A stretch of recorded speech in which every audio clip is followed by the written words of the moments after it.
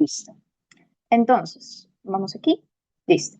No se preocupen que cualquier duda, pregunta, catarsis emocional, lo que a ustedes se les ocurra, yo voy a estar leyéndolos aquí en el chat, ¿ok? Y asimismo también voy a estar haciendo preguntas, así que los quiero bastante activos, porque es la mañana, yo también he sido alumna y también obviamente me entiendo que a veces pueda ser un poquito cansado, incluso a veces aburrido, ¿ok?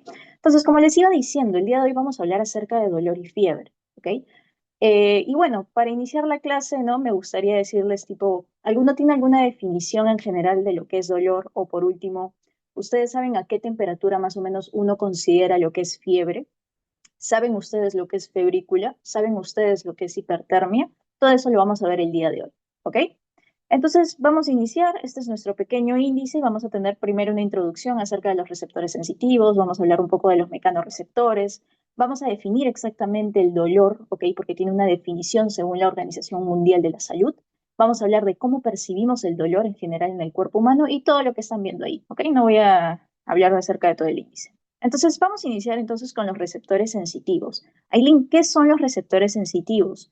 Chicos, los receptores sensitivos pueden considerarse, justamente como dice aquí en la diapo, dejen que cambie aquí. Los receptores sensitivos normalmente pueden considerarse como transductores, ¿ok? Que convierten diversas formas de energía en el medio ambiente en potenciales de acción en las neuronas sensitivas. Aileen, ¿qué clase de receptores sensitivos yo normalmente tengo en el cuerpo? Todos los que justamente tú estás viendo en pantalla. Tenemos los llamados mecanorreceptores, tenemos los llamados propioceptores, tenemos los fotoceptores, tenemos los quimioceptores y los termorreceptores, ¿ok? Vamos a iniciar por estos, los termorreceptores. Los termorreceptores, como su mismo nombre dice, chicos, básicamente son los responsables de detectar cambios de temperatura en el entorno y en el cuerpo, ¿ok? Normalmente lo que van a contribuir principalmente es a la percepción del calor y el frío, ¿ok? En tu cuerpo, quienes se encargan de percibir el calor y el frío son los termorreceptores. No te olvides de eso, y eso es un tipo de receptor sensitivo. Vamos a ver el segundo tipo de receptor sensitivo. Te presento a los quimioreceptores, ¿ok? Los quimioreceptores normalmente responden a sustancias químicas y están presentes en el sistema gustativo, ¿ok? O sea, tiene que ver con la gustación y también con el sistema olfativo, ¿ok? Normalmente los quimioreceptores tienen que ver con la forma como, bueno, lo que nosotros percibimos como olores y lo que nosotros percibimos como gusto.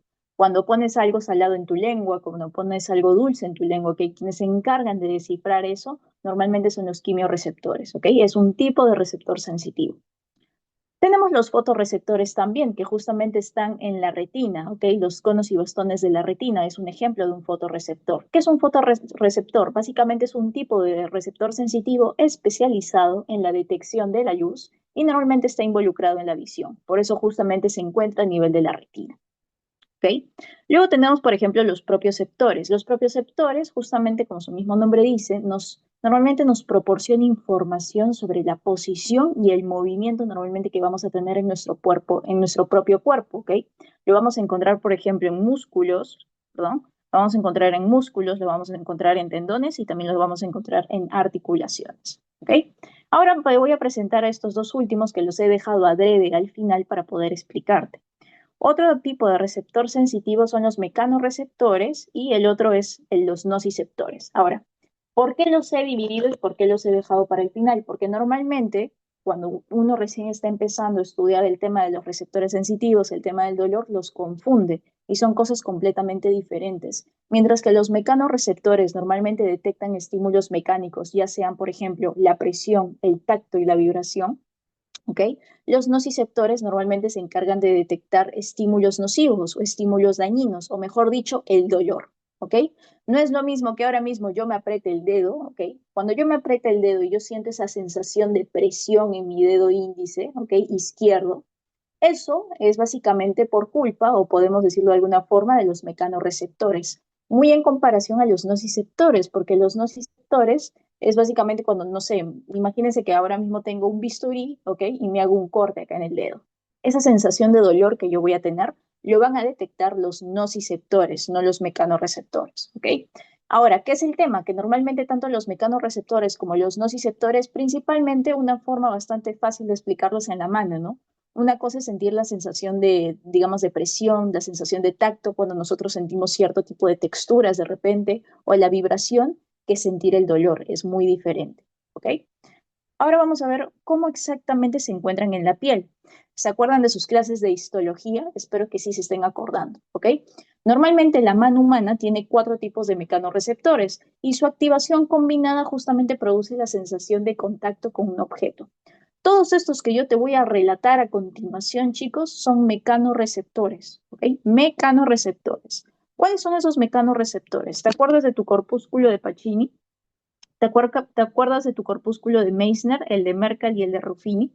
Cada uno se encontraba a un nivel distinto en la piel, si te das cuenta, ¿no? Acá está el corpúsculo de Meissner, acá está Merkel, acá está Pacini y acá está Ruffini. Puedes darte cuenta que se va encontrando, digamos que su ubicación va variando. Y no solo eso, sino que también su campo receptivo. Los corpúsculos de Meissner, por ejemplo, son un poquito más localizados, igual que los de Merkel, pero los de Pacini son un poco más disipados, más amplios, ¿ok? Y muy en comparación a los de Ruffini. Ahora, quiero que veas esto. ¿Dónde se encuentran especialmente? El corpúsculo de Pacini normalmente se encuentra en un nivel profundo de la hipodermis y también llega a nivel intramuscular. Normalmente los corpúsculos de Pacini se encargan de detectar la presión y la vibración, cambios rápidos del estímulo. Pero ¿cuál es el tema con Pacini? Que básicamente tiene una pésima localización del estímulo, como justamente te iba diciendo. Luego tenemos los corpúsculos de Meissner. Estos se encuentran principalmente en las papilas dérmicas, o sea, en la puntita de tus dedos se encuentran, ¿ok? ¿Para qué sirve normalmente la puntita de nuestros dedos? ¿No se han dado cuenta de lo sensible que es? Justamente nos ayuda a detectar la textura. Cuando tú tocas una pared que es sumamente áspera, cuando tocas una sábana de repente de satén, que son sumamente, digamos, suavecitas, así que tú tocas por ahí y dices, ah, su madre, que es suave. Esa identificación de la textura normalmente lo hace el corpúsculo de Meissner, ¿ok? El tacto discriminativo. Ahora, tenemos las células de Merkel que normalmente se encuentran debajo del epidermis. Estos normalmente responden a la presión y al tacto sostenido. Cuando tú estás mucho tiempo sosteniendo algo, ahí está Merkel. Y por último, pero no menos importante, tenemos a Ruffini. Ruffini normalmente se encuentra en un nivel profundo, ¿ok? Justamente a nivel de la dermis. Y tiene que ver incluso con la sensación de peso, ¿ok? Yo, esa sensación, digamos, de peso que tengo ahora sobre mi pen, ¿ya? Esa sensación de peso normalmente la va a detectar el corpúsculo de Ruffini, ¿ok? Igualmente que presión continua y tacto. Quiero que sepan otra cosita más, así como acotación. Todos estos se combinan, ¿ya? Es un poco difícil, digamos, que tú puedas decir, ah, esto es normal, ah, esto ahora mismo es Pacini, ¿no? Esto ahora mismo es Meissner, o esto es Merkel, o esto es Ruffini. No, los 4 se combinan para poder darte, o para poder darle principalmente a la mano humana esa sensibilidad que tiene para poder detectar estos estímulos, ¿ok? Pero estos 4 que te he relatado, como te vuelvo a repetir, son mecanorreceptores, no te confundas con los nociceptores. Aileen, ¿y dónde están los nociceptores? Los nociceptores también se encuentran en la mano humana, aunque no lo crean, pero tienen otro nombre, ya un nombre un poquito, digamos, más general, que justamente se llaman terminaciones libres. Así se llama. ¿Quiénes se encargan de detectar normalmente el dolor a nivel de la piel? Las terminaciones libres, ya que pueden darse cuenta que se encuentran más o menos a nivel del epidermis, o sea, son bastante superficiales. Entonces, la mayoría en general de receptores sensitivos cutáneos no son especializados, porque si se dan cuenta, Pacini, Meissner, Merkel y Ruffini son ultra especializados, mientras que las terminaciones libres, que principalmente son las que se encargan de detectar el dolor, también llamados los nociceptores, digamos, son un poco más superficiales y no son especializadas, ¿ok? Entonces, si les preguntan en el examen, por ejemplo, ¿cómo se llaman los receptores sensitivos cutáneos que se encargan de detectar el dolor? Ustedes tienen que marcar terminaciones libres. No me marques Pacini, no me marques Merkel, no me marques Ruffini ni Mace. ¿Ok? Eso es completamente incorrecto. Ahora, yo les decía, ¿no? ¿Cuál era la definición normalmente que nosotros vamos a encontrar de dolor? La definición de dolor es justamente la que ustedes están viendo en pantalla, chicos. Hace muchísimos años, la Organización Mundial de la Salud dio básicamente digamos, una definición netamente de lo que es dolor. Dolor es una experiencia que puede ser sensorial como tanto emocional, desagradable, ¿ok? Asociada con un daño tisular real o potencial. Como justamente yo te decía, ¿no? Con todo lo que te voy diciendo a modo de introducción, ¿cómo percibimos normalmente nosotros el dolor? A través de los nociceptores, que es un tipo de receptor sensitivo que nosotros vamos a tener, ¿ok? Es un tipo de receptor sensorial especializado. Ahora me preguntarás, Aileen, ¿los nociceptores tienen tipos? Sí, existen 3 tipos de nociceptores. ¿No te has dado cuenta que hay tipos de dolor también? Por ejemplo, un nociceptor térmico. ¿Te has dado cuenta que, por ejemplo, bueno, no sé si les ha pasado, yo me he quemado 1000 veces, soy un poco boba para esas cosas. Por ejemplo, yo me acuerdo que cuando era niñita, una vez estaba jugando con una vela y me cayó básicamente una gota de cera en el pie y me dejó una marca así de años, ¿ya? Ese sería un tipo de nociceptor térmico, ¿ok? Quienes se encargan justamente de detectar el dolor que tiene que ver con las variaciones bruscas como tal de la temperatura. Asimismo, cuando agarras, digamos, algo muy helado, o no sé si alguna vez han puesto un hielo en la piel y lo dejan ahí, se van a dar cuenta que también existe un tipo de quemadura, en este caso por hielo. Luego tenemos los nociceptores mecánicos. Los nociceptores mecánicos, como su mismo nombre dice, responden a estímulos mecánicos, presión, compresión y deformación de los tejidos. Por ejemplo, cuando te pinchas con la espina de una rosa, cuando con un bisturí te cortas, por ejemplo, cuando te golpean, por ejemplo, eso es un tipo de nociceptor mecánico. Va a responder a un estímulo doloroso mecánico. Y por último, pero no menos importante, los nociceptores químicos, ¿ok? Estos normalmente responden a compuestos como la histamina o la prostaglandina. Por ejemplo, si una abeja te pica, imagínate, el avispón justamente de la abeja te pica, eso obviamente normalmente lo que suele producir es histamina, ¿ok? Porque hay gente que normalmente, o bueno, la toxina principalmente lo que va a hacer es liberar la histamina, produciéndote dolor. Otro ejemplo de nociceptor químico es, por ejemplo, esto debieron haberlo escuchado, no sé, la capsaicina. Capsaicina. Aileen, ¿qué es la capsaicina? La capsaicina normalmente es un compuesto que lo encuentras en el ají, ¿ya? En el ají normalmente lo vas a encontrar. ¿Y qué tiene que ver la capsaicina en esto? Normalmente no te das cuenta que el ají, aparte de que claramente pica, ¿ok? También te produce una sensación como de ardor, ¿ya? Y justamente un poquito de dolor, ¿ya? Eso normalmente lo produce la capsaicina. ¿Listo? Entonces, si te preguntan tipos de nociceptores o cuáles son los tipos de nociceptores, ya sabes que son tres. Los nociceptores térmicos que responden a cambios bruscos de la temperatura, los nociceptores mecánicos que responden a estímulos mecánicos, ya sea presión, compresión o deformación de los tejidos, y los nociceptores químicos que son básicamente sensibles a las sustancias químicas que producen dolor. ¿Ok? Bien. Ahora sí, préstame bastante atención porque esto es probablemente la parte de las partes más difíciles de la clase, ¿ya? Hace muchísimos años habían dos tipazos que eran amigos que se llamaban Erlanger y Geyser, así se llamaban, Erlanger y Geyser, ¿ok?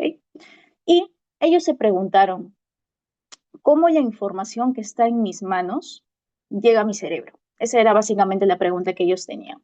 Y justamente descubrieron que todo se hacía a través de las fibras nerviosas. Aquí justamente te presento la clasificación que ellos presentaron en su momento de las fibras nerviosas. Tenemos una clasificación simple en letras, tenemos la clasificación de fibras nerviosas en A, B y C. También se clasifican según están mielinizadas o según están no mielinizadas, ¿ok? Y todas las que estás viendo ahí en pantalla. Pero para yo poder explicarte esto y sobre todo para que tú me puedas comprender, ¿ok?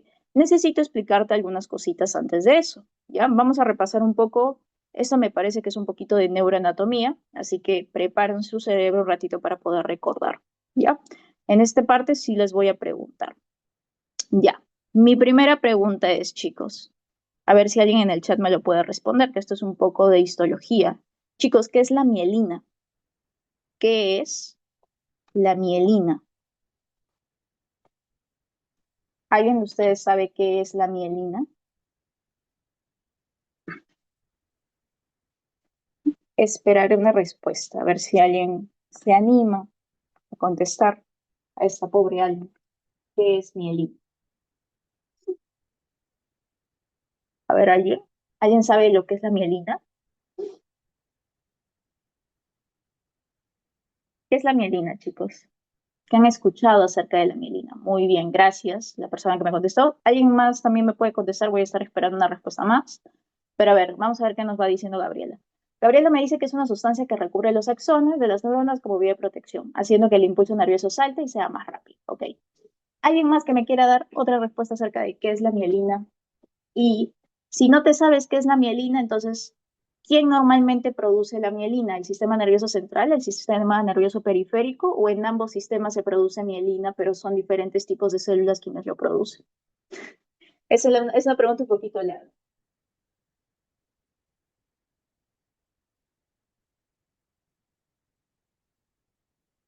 Ay, ay, ay, a ver, alguien más me contestó. Melanie me dice, en ambos son diferentes tipos de célula. A ver, alguien más me ha dicho, me ha escrito, me parece, al privado. En ambos, pero depende del sistema que lo produce. Exactamente, chicos. Justamente como me iban diciendo sus compañeras, muy bien, muchas gracias por contestarme, no me he sentido sola el día de hoy. La mielina, chicos, es una sustancia lipídica, ¿ok? Que forma una capa aislante. Ya normalmente forma una capa aislante alrededor de los axones de las neuronas, como ustedes justamente me iban diciendo, ¿no? La mielina se produce en ambos sistemas, se produce tanto en el sistema nervioso central como en el sistema nervioso periférico. Ahora, lo que normalmente varía es quién lo produce. Por ejemplo, en el sistema nervioso central, normalmente quien lo va a producir son los oligodendrocitos. Mientras que en el sistema nervioso periférico, ¿quiénes lo producen, chicos? A ver si alguien se acuerda por ahí. Le voy a dar 5 segundos para que me responda. 5, 4, 3, 2. Muy bien, Célula de Milagros, Schwann. exactamente. Sí, no sé quién me contestó, pero muy bien, ¿no? Las células de Schwann. Listo, las células de Schwann, ¿no? Entonces, ya saben, es una sustancia lipídica que se produce en ambos sistemas, sistema nervioso central, sistema nervioso periférico, pero depende, ¿no? De quién lo produce. Ahora, por ejemplo, en el sistema nervioso central lo producen los oligodendrocitos. ¿Ustedes saben qué principal patología se produce cuando los oligodendrocitos fallan? O sea, cuando las vainas de mielina básicamente desmielinizan la neurona. Normalmente una patología bien conocida que normalmente se produce es la esclerosis múltiple, ¿ya? Mientras que con las células de Schwann lo que normalmente produce, o mejor dicho, en el sistema nervioso periférico, es el síndrome de Guillain-Barré, por ejemplo, ¿ya? Los invito a que revisen un poquito, son dos patologías bien interesantes, ¿ok?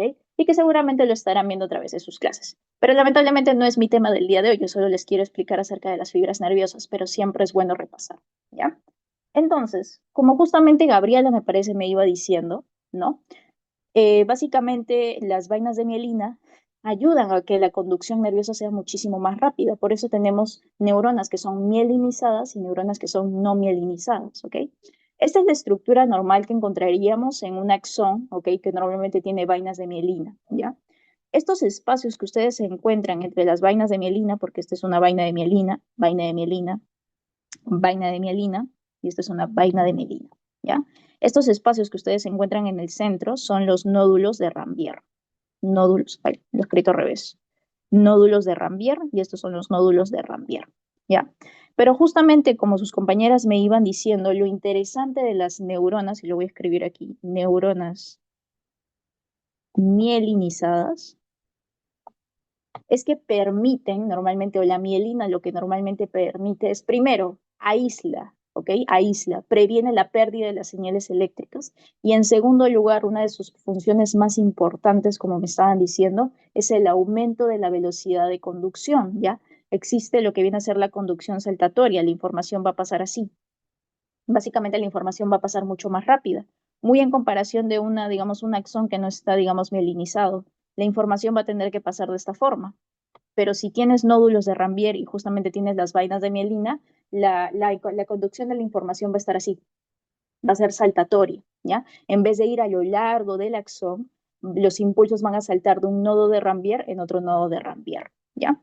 ¿Para qué te he explicado todo esto que te acabo de explicar? Básicamente para que tú me entiendas que en pocas palabras lo que yo te quiero decir es que aquellas fibras nerviosas que normalmente son mielinizadas son muchísimo más rápidas que aquellas que no están mielinizadas, ¿ok? Puedes darte cuenta, por ejemplo, aquí, estas son las mielinizadas y estas son las no mielinizadas. Quiero que te des cuenta normalmente en la velocidad, ¿ya? La velocidad, como estás viendo, normalmente se ven en metros por segundo. Las neuronas normalmente que están mielinizadas pueden avanzar hasta 100 metros por segundo, ¿ya? Mientras que las no mielinizadas avanzan aproximadamente 1 metro por segundo. ¿Te das cuenta la diferencia garrafal con la cual se llevan las mielinizadas y no mielinizadas? Y no solo eso, imagínate que tengas dos tipos de fibras, que es lo que existe, que lleven normalmente el dolor, ¿ya? Normalmente las fibras que normalmente llevan el dolor, espera, te voy a explicar todo en general. Te presento a las fibras A alfa y a las fibras A beta, ¿ya? Estas son un tipo de fibras nerviosas que normalmente están mielinizadas, pero eso no es lo más interesante, sino que normalmente lo que llevan, o digamos la información que suelen llevar, es función motora y función de tacto propiocepción. Es obvio que las neuronas que llevan información motora e información de tacto y propiocepción son muchísimo más rápidas. ¿Por qué? ¿No te has dado cuenta que cuando tú necesitas, por ejemplo, tu cerebro necesita pensar que quiero mover mi mano, esa información tiene que ser muchísimo más rápida? Igual que cuando yo toco una textura o cuando toco algo, esa información tiene que ser bien rápida, por eso avanza tan rápido como ustedes están viendo. La alfa, por ejemplo, avanza a 100 metros por segundo con un promedio de 70 a 120, mientras que la beta avanza más o menos 50 metros por segundo con una media de 30 a 70. ¿Ok? Te das cuenta básicamente de la velocidad. Muy en comparación, por ejemplo, de esta, que es la A delta, así se le dice, A delta. Esta A delta no lleva información, digamos, mecanorreceptora, ¿ya? Normalmente lo que suele llevar es la sensación de dolor. Pero ¿cuál es el tema aquí? Que también las fibras C no mielinizadas también llevan información de dolor. Eso significa, Ailén, o sea, hay una fibra muy rápida que lleva información de dolor y hay una fibra sumamente lenta que lleva información de dolor y la respuesta es que sí, ¿ya? Normalmente uno lo vamos a catalogar en las clasificaciones que vamos a ir viendo posteriormente como un dolor rápido, mientras que al otro lo vamos a llamar el dolor lento, dolor crónico. A uno le vamos a llamar dolor agudo, a otro lo vamos a llamar dolor crónico, ¿ya? Eso lo vamos a ir explicando paso por paso, ¿ya? Pero primero quiero que me entiendas esto. Normalmente las A delta tienen una velocidad de menos de 3, con una media de 1 a 3 metros por segundo, mientras que las no mielinizadas, ya sabes, son súper lentas, o sea, 1 metro por segundo más o menos, para que te hagas una idea, ¿ya? Entonces eso, nunca te olvides, ¿ya? La clasificación de las fibras nerviosas tienes la A, la B y la C. Las A normalmente son mielinizadas junto con las B. Una pregunta que normalmente te suelen hacer en los exámenes es, ¿qué tipo de fibra nerviosa es no mielinizada? Y te ponen la A, la B y la C. ¿Cuál es la no mielinizada, chicos? Si le ponen esa pregunta, por ejemplo. La A, la B y la C. ¿Cuál es la no mielinizada? Muy bien, exactamente. Y si yo les pregunto, dentro de las fibras que llevan el dolor o que llevan la sensación nociceptiva, ¿cuáles son las que normalmente llevan el dolor rápido o el dolor agudo? ¿A delta, A beta, A alfa o tipo C? Muy bien, A delta. ¿Y las que llevan el dolor crónico, cuáles son? ¿Y cuáles son las que normalmente llevan la información mecanorreceptora de tacto propiocepción? La A beta. Y la motora, para que te puedas mover libremente por el mundo. Alfa, excelente. ¿Ya me entendieron? Un tema que a mí me costó 1 hora comprender, pero no se preocupen, yo se lo tengo resumidito. ¿Ya? ¿Listo? Muy bien, chicos, excelente. Felicidades, felicidades. ¿Ya? No se olviden, esta clasificación es súper importante y la preguntan bastante. ¿Ya? Eso. Ahora vamos a hablar un poquito acerca de lo que viene a ser básicamente el proceso neuronal de la transmisión del dolor. O sea, básicamente cómo llegas de la parte de la transducción, pasa la transmisión y luego básicamente avanza lo que viene a ser la regulación del dolor. ¿Ya? Pero vamos pasito por pasito. El primer paso cuando uno habla del proceso neuronal de la transmisión del dolor es la transducción. ¿Ya? La transducción normalmente consta del proceso por el cual un estímulo nociceptivo se convierte en una señal eléctrica, porque obviamente cualquier cosa, mínima cosa que yo me haga, si me corto, si me quemo, lo que sea, eso va a ocurrir acá, ¿no? Pero se tiene que transformar en una señal eléctrica para que mi cerebro lo capte, porque mi cerebro es la única forma como lo puede captar, a través de señales eléctricas, ¿ya? Nosotros nos guiamos de esa forma. Entonces aquí te pongo un ejemplo. Carlitos, ¿ya? Se quemó la mano. En ese momento, los nociceptores, que son como pequeños sensores, ¿ok? Especializados, o sea, las terminaciones nerviosas libres, ¿te acuerdas que te comenté a inicios de la clase? Se encargan de detectar ese daño, ¿ya? Cuando estos receptores son activados, hay un cambio en la permeabilidad de la membrana de la célula nerviosa. Es como si básicamente la célula abriera sus compuertas de esta forma, ¿ok?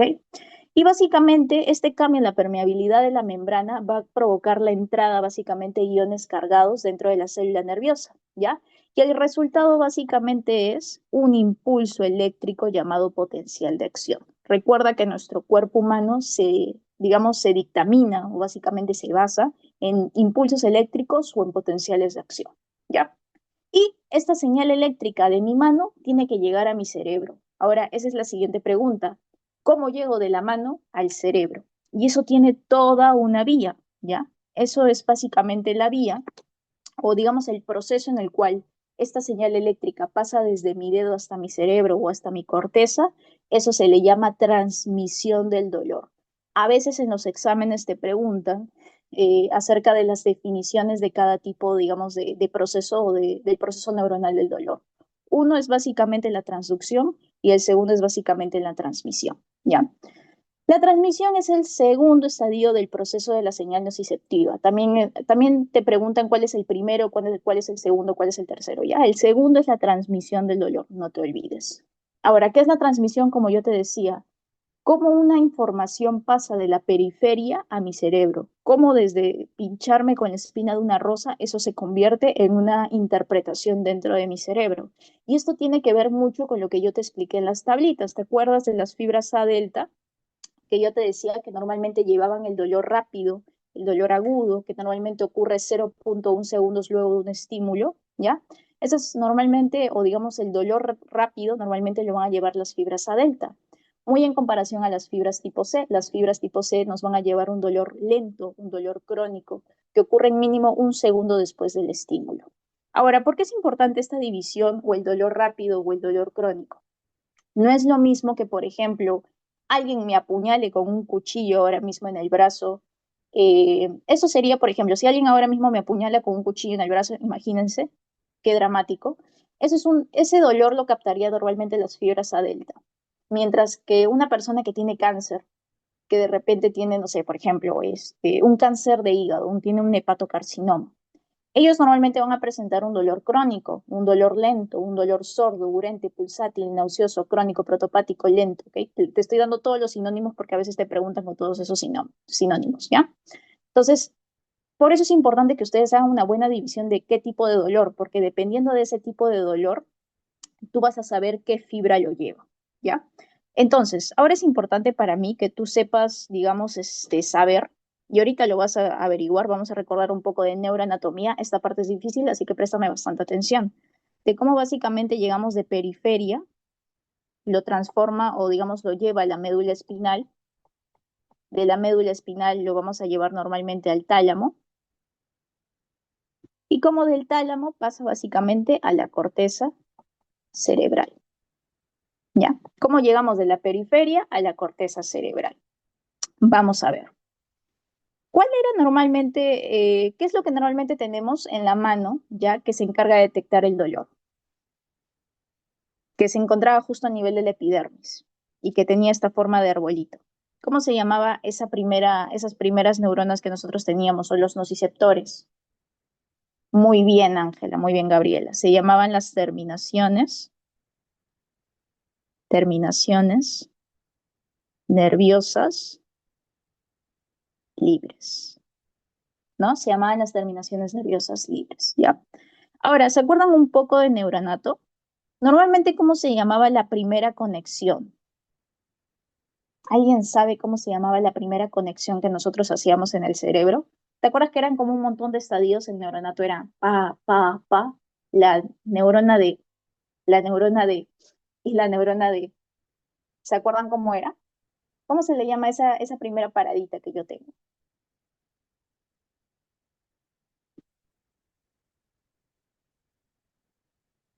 No me captan, ¿no? Ya. La primera paradita, chicos, era la neurona de primer orden. Ya, la neurona de primer orden es la primera parada que nosotros hacemos a nivel de una conexión neuronal. Ya. Esa neurona de primer orden que nosotros normalmente vamos a tener en la vía del dolor, esa primera es el ganglio dorsal, ¿ok? Del asta de la médula espinal. La neurona de primer orden que normalmente se encarga de llevar el dolor, o el primer stop, la primera parada, es el ganglio dorsal del asta de la médula espinal. ¿Ya? El segundo stop que ustedes van a encontrar, apunten por favor, es la neurona de segundo orden. ¿Cuál es la neurona de segundo orden, Ailén, que normalmente se encarga de la transmisión del dolor? Es la sustancia gelatinosa del asta posterior de la médula espinal. Es bien larguito, yo sé, pero ese es el segundo stop. La sustancia gelatinosa del asta posterior de la médula espinal.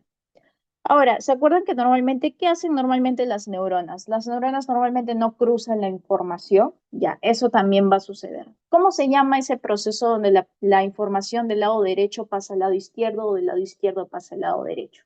¿Alguien sabe cómo se llama ese cruce? Tiene un nombre, ¿no? Se llama que se cruza. Exactamente, Angelina, se llama decusación, no se olviden, ¿ya? Se llama decusación, ¿ok? Se decusa, el dolor se decusa. Y luego el dolor sube a través de una vía. Ahora, esa vía va a depender de, ¿cómo decirlo? En sí, ambas van a subir por una vía general que se llama la vía anterolateral, también llamada la vía espinotalámica del lemnisco lateral. Así se llama, ¿ya? Ese es el nombre de la vía. Pero van a haber dos fascículos, ¿ya? O sea, van a haber como dos subidas. Ambos fascículos o ambas subidas se llama la vía anterolateral. Pero esos dos fascículos o esos dos caminos quiero que lo imaginen como si fuera dos carreteras en la Panamericana Norte. Si es el dolor agudo, yo voy a subir por este lado. Y si es, digamos, un dolor crónico, un dolor lento, va a subir por el otro lado. Ya. Ahora, ¿cómo se llaman esas dos carreteras que yo te estoy diciendo? Cuando sea un dolor rápido, una fibra de tipo A delta, tú le vas a llamar que básicamente la información va a subir por el fascículo neoespinotalámico. Mientras que cuando es un dolor tipo C o un dolor lento crónico, el fascículo por el cual va a subir se llama el fascículo paleoespinotalámico. ¿Por qué te explico esto? Porque lo preguntan los desgraciados. Te dicen, ¿por qué fascículo sube el dolor de tipo, no sé, crónico?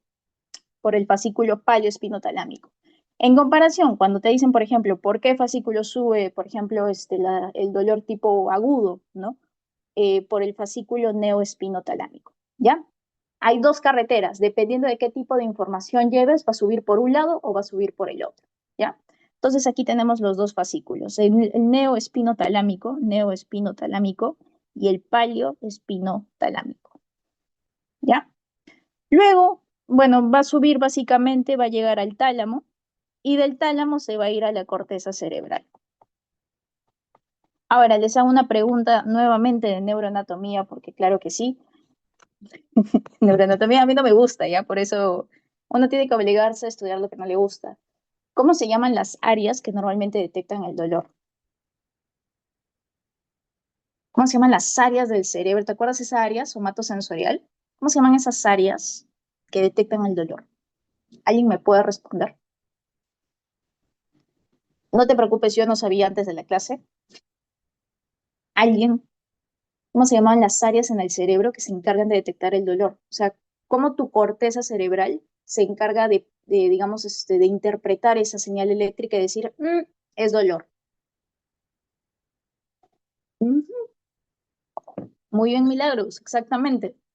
En la corteza cerebral, chicos, nunca se olviden, quienes se encargan de detectar el dolor es el área somatosensorial y como me dice Milagros, primaria y secundaria, ¿ya? La terciaria no tanto, pero primaria y secundaria me quedo con eso, ¿ya? No es la única área, también podemos considerar, por ejemplo, la corteza prefrontal. La corteza prefrontal, ¿ya? Esas son las dos áreas más importantes que se encargan de detectar el dolor. Ahora, ¿por qué, Aileen, tú me explicaste todo eso? O sea, yo te lo expliqué ahora sin imagen, ¿ya? Ahora con imagen me lo vas a entender muchísimo mejor. Y vamos a repasar lo que en teoría tú ya debiste haber apuntado en tu cuadernito a modo de plagio, ¿ok? Entonces, nuestra primera conexión en sí, como yo les dije, vamos a imaginar acá tengo mi mano, ¿ya? Imagínense que yo me pincho con una rosa o que me quemo con una vela, no lo sé. ¿Quiénes detectan a nivel periférico el dolor? ¿Cómo se llama? El nociceptor del dolor que se encuentra en la mano. ¿Cómo se llama? Terminaciones nerviosas libres. Muy bien, Angelina. Muy bien, Milagros, ¿no? Digamos, quienes se van a encargar de detectar ahí a este nivel, a nivel nada más periférico, son las terminaciones nerviosas libres, ¿no? Esa era la primera cosa que sucedía. Luego teníamos nuestra neurona de primer orden. ¿Cómo se llama la neurona de primer orden, esa primera conexión? El ganglio dorsal del asta de la médula espinal. Muy bien, Angelina, ¿no? El ganglio dorsal del asta de la médula espinal, ¿no? Este es, digamos, la neurona de primer orden. Luego teníamos la neurona de segundo orden. ¿Cómo se llama, chicos? La sustancia gelatinosa del asta posterior de la médula espinal. Exactamente. ¿Se dan cuenta que coincide con los dibujitos? Ya. ¿Qué te decía yo luego que sucedía?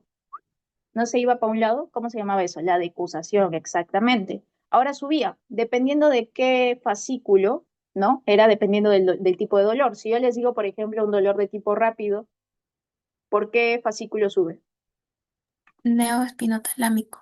Muy bien. Y si es un dolor de tipo crónico, ¿por qué fascículo sube? Palioespinotalámico. Muy bien, exactamente, chicos. Luego, ¿a dónde llegaba? A la ¿Cuál era corteza. la La neurona de corteza. tercer orden? Antálamo. El tálamo, ¿cierto? ¿Y cuál era la neurona de cuarto orden, también llamada corteza? Bueno, ya les dije, ¿no? Pero mejor dicho, ¿cuáles son las áreas del cerebro que se encargan de interpretar el dolor? Somatosensoria sensitiva primaria y secundaria. Exactamente, ¿no? El área somatosensorial primaria y secundaria y la corteza prefrontal. Listo, chicos. Me acaban de entender un tema de neuroanatomía, me acaban de entender fisiología, ¿ya? Neuronal, y me acaban de entender básicamente lo más importante acerca del tema del dolor. Esto es lo más importante de la clase de lo que se puede llevar. Y justamente es el área más preguntada con respecto a dolor. No van a fallar si saben toda la información que yo les acabo de decir, ¿ok? En cositas, detallitos. Normalmente el neurotransmisor que se relaciona con las fibras de tipo A delta o el dolor rápido es el glutamato, mientras que el neurotransmisor que se relaciona con las fibras de tipo dolor crónico o tipo C es la sustancia P, ¿ya? Asimismo, también los invito, porque les he pasado la diapositiva, revisen estos sinónimos que yo les he puesto aquí y que yo les he puesto aquí, ¿ya? A veces en los exámenes no te dicen fibras tipo C, te dicen dolor lento, o dolor urente, o pulsátil, nauseoso, crónico, protopático. Te ponen esos nombres raros, ¿ya? Para confundirte nada más, pero tú ya sabes los sinónimos, ya te los he puesto ahí, ¿listo? Como les digo, esta es la parte más difícil de la clase. Si tú me entendiste eso, ya me entendiste todo lo demás, ¿ya? Neurotransmisores del dolor, justamente tenemos unos neurotransmisores que potencian el dolor, mientras que tenemos neurotransmisores que bloquean el dolor. ¿Cuáles son los neurotransmisores que potencian el dolor? El glutamato, la sustancia P, la bradicilina. Los neurotransmisores que bloquean el dolor, los opiáceos, el GABA y la serotonina. Recuerda, la serotonina es la famosa hormona de la felicidad, ¿no? La famosa hormona de la felicidad. Y los opiáceos, no sé si ustedes han visto Euforia, tremenda serie de HBO, pero ese no es el tema. La chica de Euforia, que me parece que era el personaje principal, ella era adicta a los opiáceos en general. El opiáceo es un tipo de droga, ciertamente, que se le da normalmente a los pacientes oncológicos, ¿ya? No, no es especialmente para drogadictos. Normalmente los pacientes oncológicos tienen un dolor tan fuerte, ¿ya? Tan fuerte, que no es, digamos, no se bloquea con simples AINES, con un paracetamol, con un ibuprofeno. Ese tipo de dolor nunca va a pasar, ¿ya? Pero con los opiáceos sí, ya con los opiáceos sí. Em, eso, una cosa que me acabo de acordar que no te he explicado acerca de esta parte de acá, pero me tienes que haber comprendido con lo que yo ya te expliqué. No sé si alguna vez les ha pasado que ustedes alguna vez han caído, ¿no? Y siempre hay esa reacción natural del cuerpo querer sobarte, ¿no? Imagínate que te sacas la miércoles, no sé, en una bicicleta y te empiezas a sobar, o tu mamá te empieza a sobar, o tu abuelita te empieza a sobar. ¿No te das cuenta que genuinamente el dolor sí pasa? O sea, de lo que tenías dolor, el dolor pasa.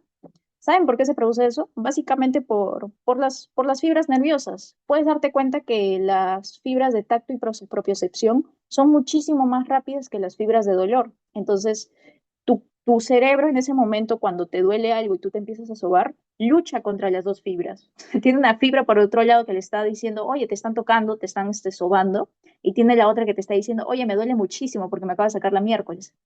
Pero si te das cuenta, ahí se nota o es un gran ejemplo fisiológico para que tú lo puedas ver de la diferencia de velocidades.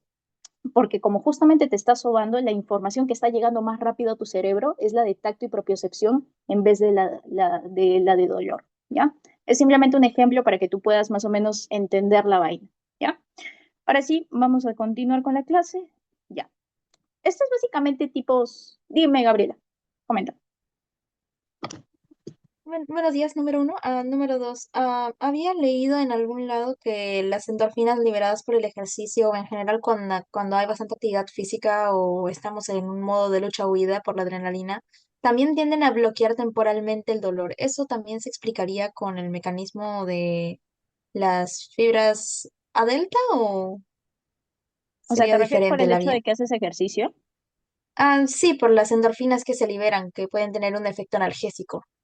Sí, justamente como acá yo tenía mi... Acá está esto. Tenemos neurotransmisores que potencian el dolor y tenemos neurotransmisores que bloquean el dolor. La serotonina y así como la endorfina, en general son hormonas de la felicidad y van a darse cuenta que normalmente se usan, bueno, cuando lleven psiquiatría, que es todavía en... van a darse cuenta que normalmente son, digamos, hormonas como tal, que se usan para producir felicidad y todo el tema, para estabilizar el ánimo, entre otras palabras, ¿ya?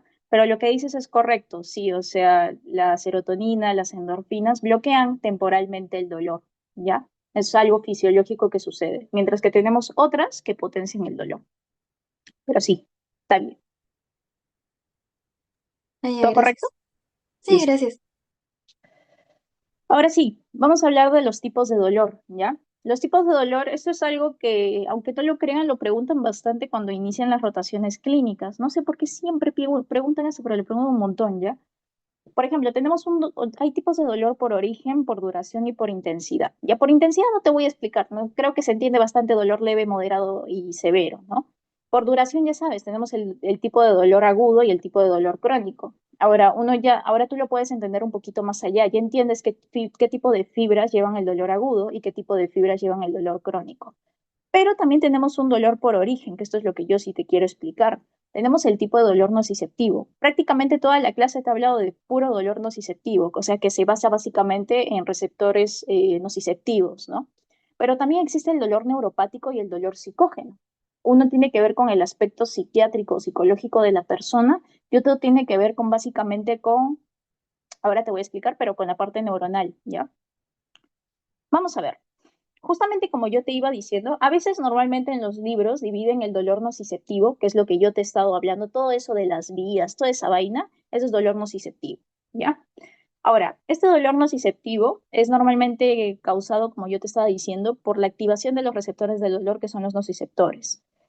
Dependiendo de dónde se encuentre el dolor o dónde se esté detectando el dolor, hay de dos tipos. Tenemos un dolor nociceptivo de tipo somático y un dolor nociceptivo de tipo visceral. El somático es básicamente el que se encuentra en la piel y los músculos, mientras que el dolor visceral es el que normalmente se encuentra en órganos internos. Les hago nuevamente una pregunta de anatomía. ¿Quién se encarga de detectar el dolor en el hígado?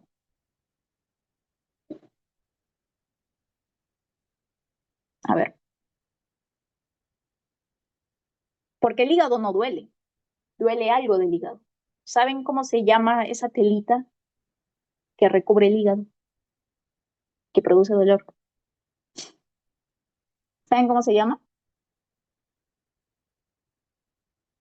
La cápsula de Gleason, ¿ya? Como yo les decía, el hígado no duele cuando te da hepatitis, cuando te da cirrosis, no sé, cualquier afección que inflame el hígado.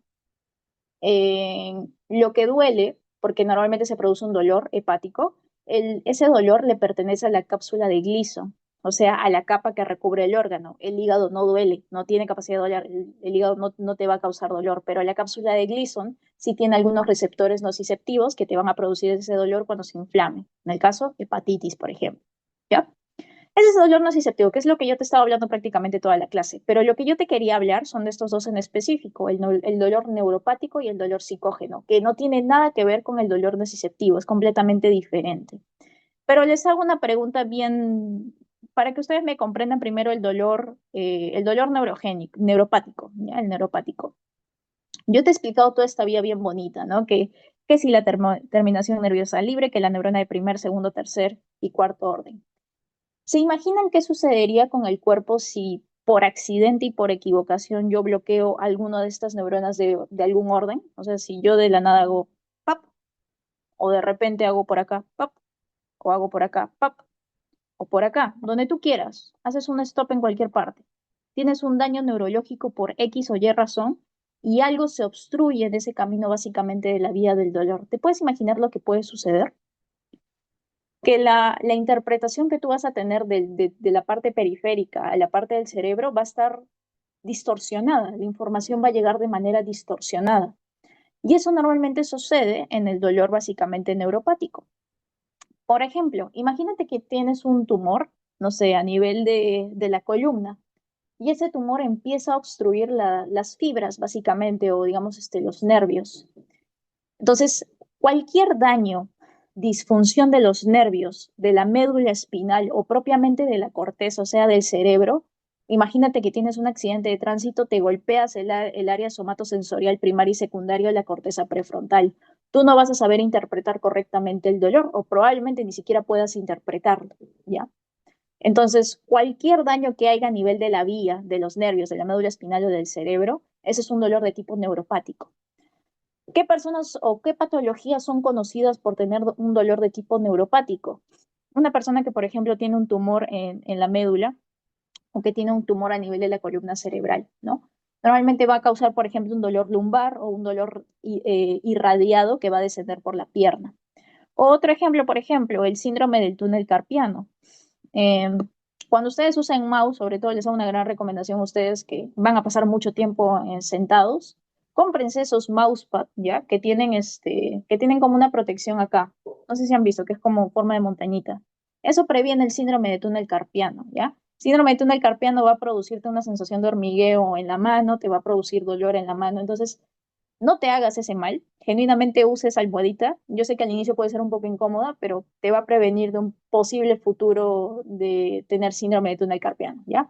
¿Por qué se produce eso? Porque básicamente al estar mucho tiempo tu brazo, digamos, posado, digamos, en una mesa plana, vas a hacer presión sobre el nervio de la muñeca, ¿ya? Y como haces presión, va a haber obviamente una disfunción en lo que viene a ser esa vía tan grande que yo te había enseñado. Entonces, cualquier, digamos, interrupción que nosotros tengamos va a producir un dolor de tipo neuropático.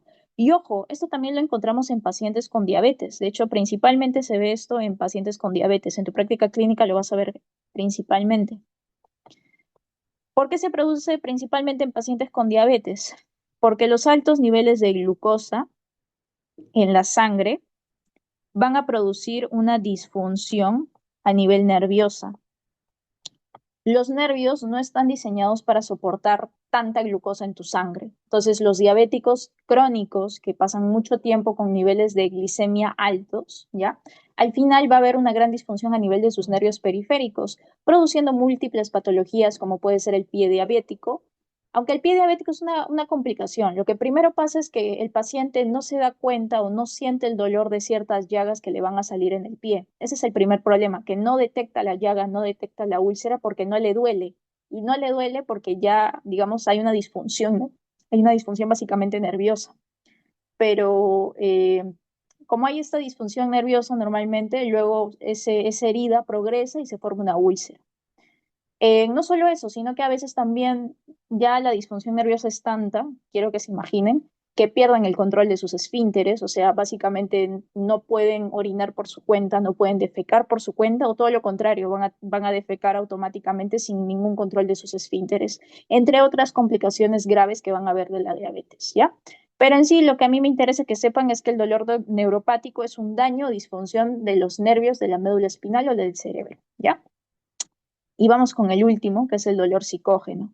El dolor psicógeno, como su mismo nombre dice, tiene que ver con acá, ¿ya? Ustedes cuando lleven psiquiatría van a darse cuenta que hay pacientes que somatizan el dolor, digamos, a pesar de que no tengan ninguna afección física, ellos somatizan el dolor con la parte psicológica, ¿ya?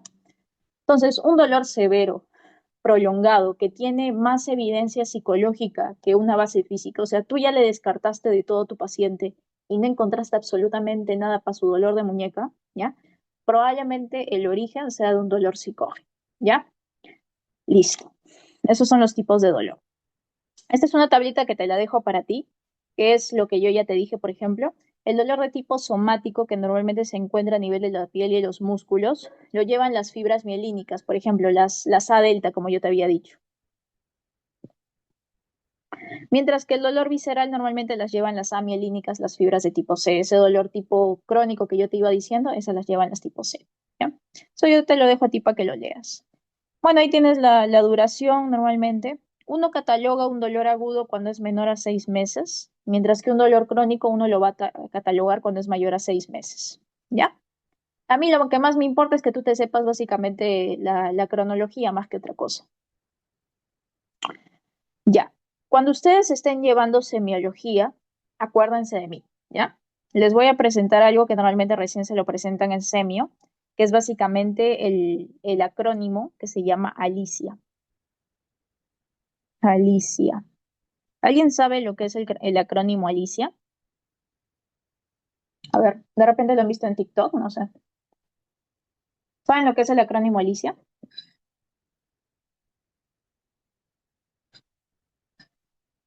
No, no, muy avanzado.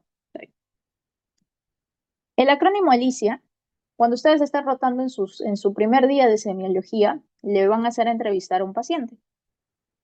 Y a mí me acuerdo que la primera vez que yo entrevisté a un paciente, era un paciente con, no me acuerdo qué tenía creo apendicitis, algo así. Tenía un dolor en una parte del cuerpo del abdomen. Y yo me acuerdo que yo fui y le pregunté que hace cuánto era el dolor, que no sé qué.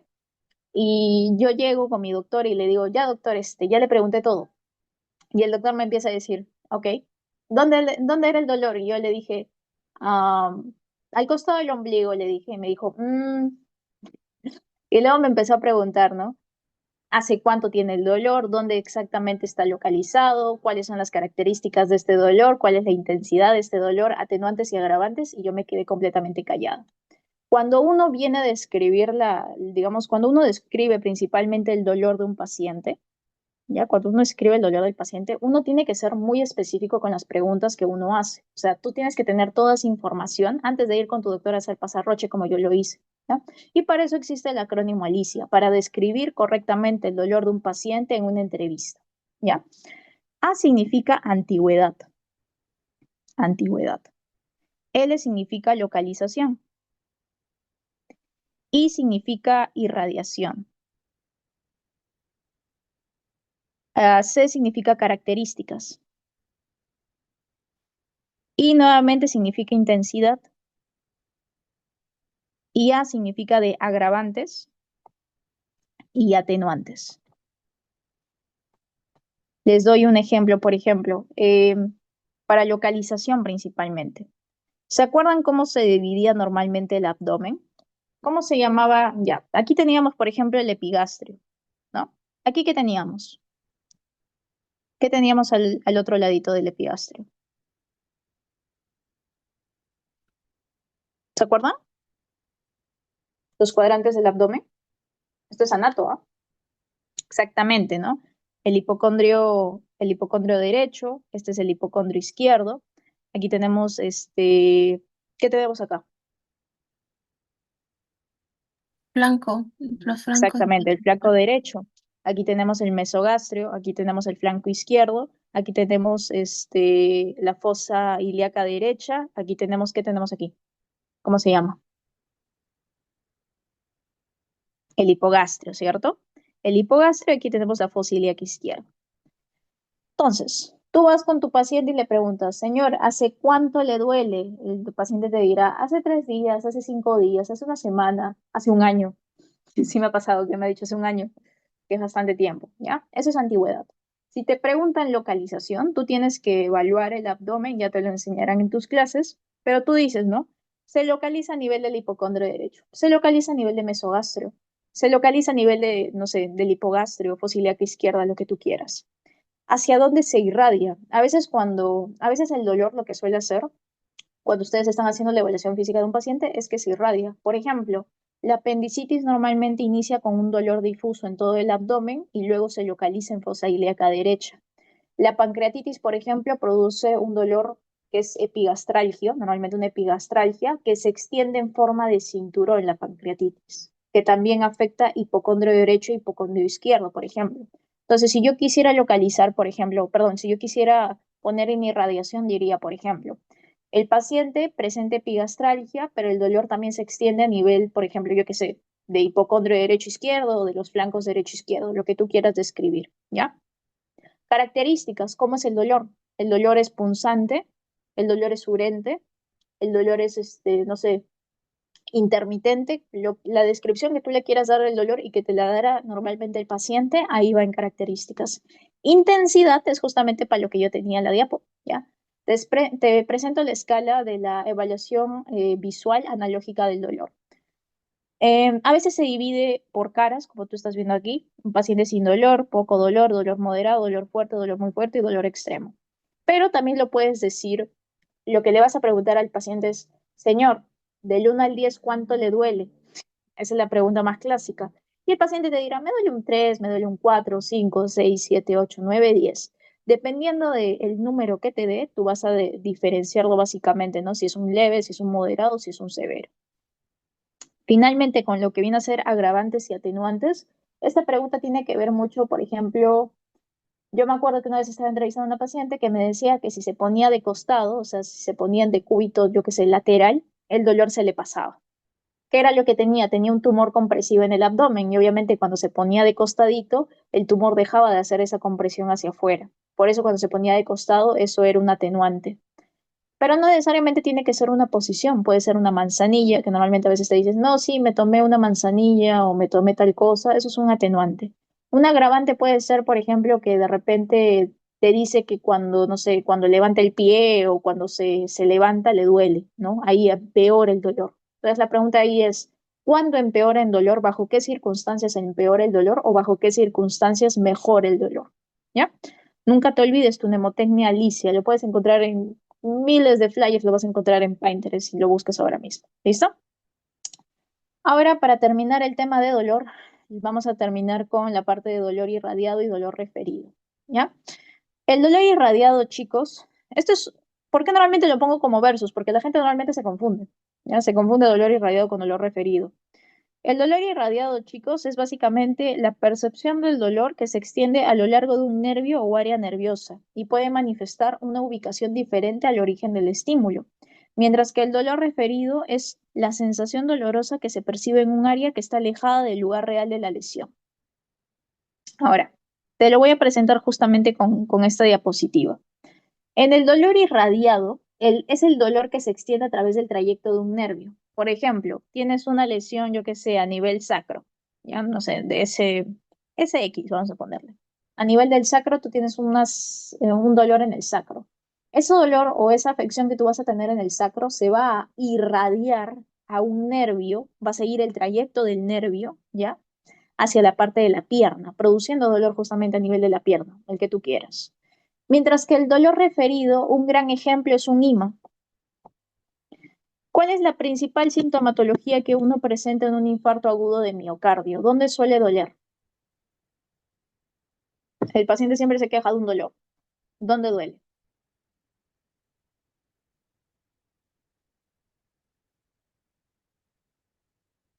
En los IMA, ¿dónde duele, chicos?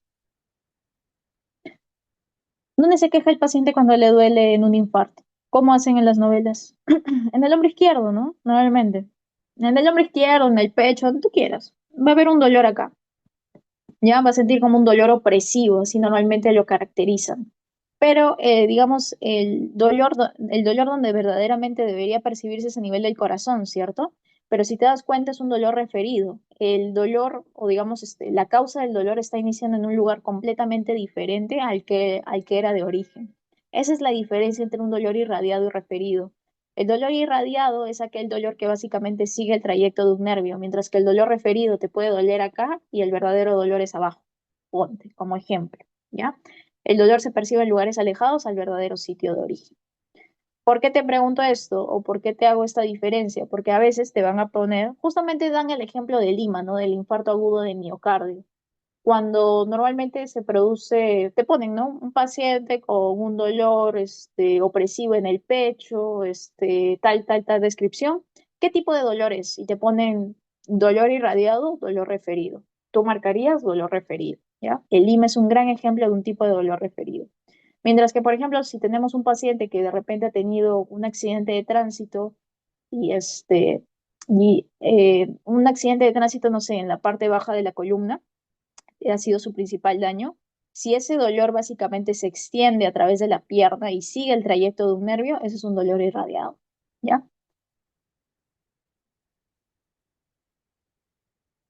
Listo. ¿Alguna pregunta, chicos? ¿O todo bien?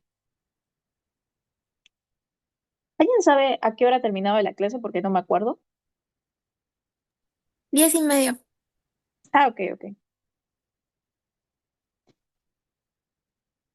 Ya. Creo que alguien ahí me ha preguntado. mm, ya, ¿por qué duele en otro lugar si el origen es otro? Ya eso es fácil, chicos. Básicamente porque el sistema nervioso no es tan simple como nos gustaría básicamente verlo, ¿ya? Normalmente hay muchos mecanismos que los invito a que lean, como puede ser la convergencia de las fibras nerviosas, una interpretación también errónea del cerebro, porque a veces el cerebro recibe señales de dolor a través de vías compartidas, pero no sabe exactamente dónde duele, ¿ya? Y las convergencias de fibras nerviosas que yo les iba diciendo es que a veces muchas fibras nerviosas transmiten señales de dolor en diferentes partes del cuerpo que convergen en la médula espinal. Entonces, esto significa que básicamente las señales de dolor de distintas áreas pueden viajar por la misma vía hacia el cerebro.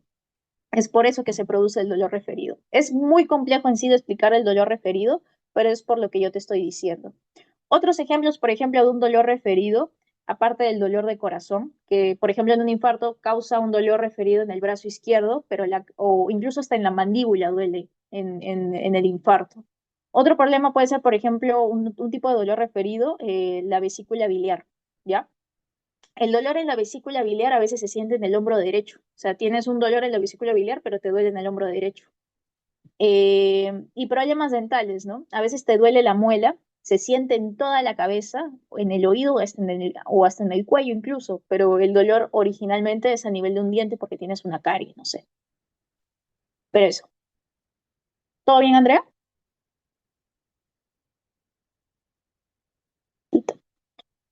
Los invito a leer porque realmente neuro es bien amplio, ¿no? Pero he intentado ahí explicarte un poquito. Vamos ahora entonces a continuar con lo que viene a ser la parte de fiebre. No se preocupen que fiebre es corto, ¿ya? Fiebre es bien sencillo, en 20 minutos lo comprendemos, ¿ya? Entonces, ¿cuál es la definición que normalmente nosotros vamos a encontrar de fiebre? ¿Ya? Fiebre básicamente es la descripción de la elevación de la temperatura corporal que se debe a un desplazamiento del punto de referencia térmico del centro regulador que es el hipotálamo. ¿Ya? Ahorita te voy a explicar cómo funciona eso. ¿Ya? Nosotros tenemos un centro regulador en sí de la temperatura. ¿Cómo se llama el centro regulador de la temperatura? Lo van a encontrar básicamente en el Guyton, en cualquier bibliografía. Es el núcleo anterior del tálamo, ¿ya? El núcleo anterior del tálamo se va a encargar de la información de los receptores periféricos. Ahora, ¿cuál es la temperatura corporal normal? Normalmente suele ser la temperatura de 36,5 a 37,5, varía a través del día, ¿ya? Normalmente en las mañanas la temperatura corporal suele ser bien bajita. ¿No se han dado cuenta que se despiertan con frío? Ya hoy me ha pasado, por ejemplo, antes de iniciar la clase, me he despertado con un frío de la patada. ¿Ya? En cambio, por las tardes la temperatura suele subir un poquito más. Y también puede variar por los alimentos y por los ejercicios. No es lo mismo que yo me corra una maratón de 5K. Obviamente voy a empezar a sudar y mi temperatura corporal va a subir bastante. O, por ejemplo, también por los alimentos. ¿No se han dado cuenta que, por ejemplo, cuando toman un matecito, cuando toman un cafecito caliente, les calienta el cuerpo? E igual que si toman un refresco frío o si toman un helado, les va a enfriar el cuerpo, ¿ya? La temperatura corporal normal varía dependiendo de el día, de qué hora es, y también varía por los alimentos y también por el ejercicio, ¿ya? Listo. Vamos de frente con la fisiopatología de la fiebre. No es muy, digamos, no es muy extensa fiebre, ¿ya? Ya. Para la fisiopatología de la fiebre, necesito que ustedes me comprendan acerca de los pirógenos exógenos. ¿Qué son los pirógenos exógenos? Piros viene básicamente de la producción de fiebre o la producción de fuego, ¿ya? Pero obviamente no produce fuego en el cuerpo, produce fiebre. Todos aquellos que produzcan fiebre de manera exógena. ¿Quiénes son normalmente? Todo lo que ustedes están viendo aquí. Microorganismos, toxinas microbianas, reacciones inmunológicas, inflamación, traumatismos y las neoplasias. Bueno, esto ya me parece que ya lo han llevado, es básicamente microbiología. ¿Se acuerdan que las gram positivas normalmente tenían las endotoxinas y las gram negativas normalmente el lipopolisacárido? Tanto las endotoxinas como el lipopolisacárido son también pirógenos exógenos. Entonces, nosotros a nivel del exterior, cuando nos contagiamos, por ejemplo, de cualquier tipo de infección, no sé, pónganle, nos contagiamos con algo, con un microorganismo X. Ese pirógeno exógeno va a entrar al cuerpo. Y quienes van a responder normalmente son los pirógenos. A ver, acá hay un pequeño error, no son pirógenos exógenos, aquí es pirógeno endógeno, porque como dice endógeno, viene propio del cuerpo. Entonces, cuando entra un microorganismo normalmente al cuerpo, hay muchas células de nuestro sistema inmunológico que van a responder. Se va a activar, como dice aquí justamente, el sistema inmunológico. ¿Quiénes se van a activar? El linfocito T, las células endoteliales, el monocito, el macrófago, el neutrófilo y el fibroblasto. Todo este sistema inmunológico se va a activar, ¿ya? Y van a producir los llamados pirógenos endógenos. ¿Quiénes son los pirógenos endógenos? ¿Quiénes producen fiebre dentro del cuerpo? Las interleuquinas, aunque no lo crean. Tenemos, por ejemplo, la interleuquina 1 alfa, la interleuquina 1 beta, el factor de necrosis tumoral, la interleuquina 6, la 18 y el interferón, creo que este es el factor de necrosis, no, el interferón gamma, ya el interferón gamma. Entonces, cuando les preguntan normalmente en el examen, porque a veces preguntan estas cosas, ¿cuál es un pirógeno? A ver si me responden. ¿Cuál es un pirógeno exógeno? Y le ponen interleuquina 1 alfa, interleuquina 1 beta, factor de necrosis tumoral, neoplasias. ¿Cuál es un pirógeno exógeno?